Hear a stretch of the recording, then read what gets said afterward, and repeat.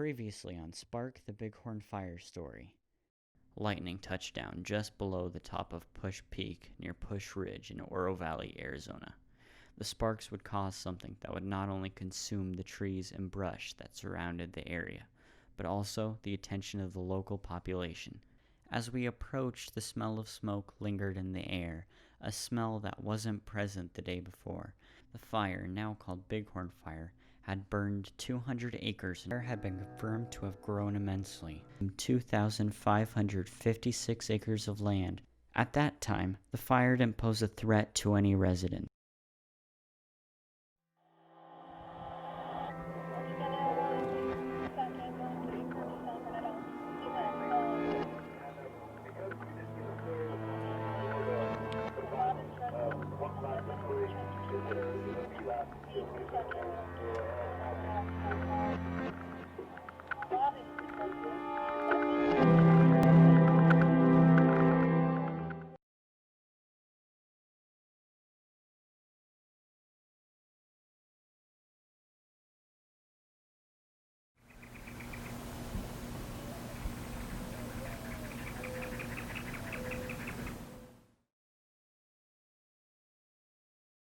The shifting of Bighorn Fire was wildly unexpected. However, the fire was now located in Pima Canyon, just north of the city of Tucson. Now that the fire was on the east side of the mountain, it was growing closer to much more densely packed neighborhoods and shops. We talked to a resident who lives just below where the fire was now resting. I think the first time that I noticed the fire was maybe 3 or 4 days ago, and I think the way that it's changed is I think that at first it seemed like there was a decent amount of fire, and then I thought it was going to go out because it seemed like it was just dying down. There was much more smoke, but less of a space of fire.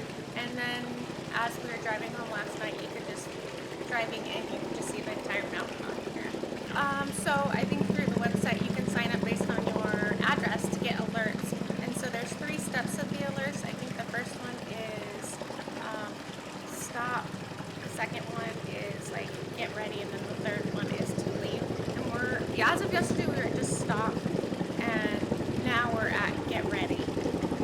I think for us it would actually take the 3rd step, which is for them saying to evacuate. I know some people are evacuating beforehand, and for us we're just kind of waiting to see what they say.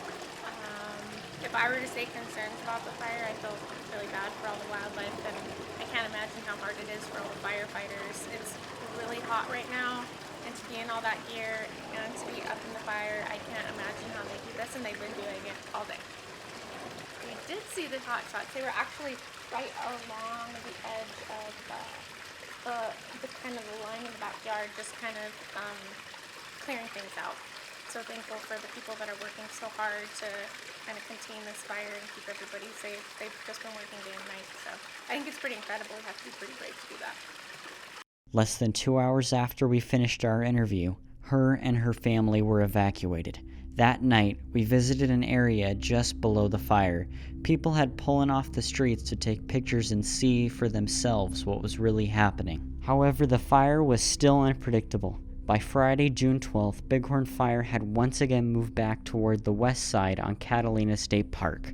The fire had grown to nearly 7,000 acres by Friday and was still only 10% contained. We found multiple vantage points around 5 p.m. and saw the now massive flames. That night around 8:30 p.m. we visited these vantage points again and saw the glow of the fire under the dark desert sky. That night around 9 p.m. residents located on the outskirts of Oracle, Arizona were asked to evacuate to ensure their safety. The announcement came late and displaced many. As the fire continued to grow throughout the night, the burning beauty turned silent killer was now stalking homes on both sides of the mountain. But as her end drew closer, her fury raged on.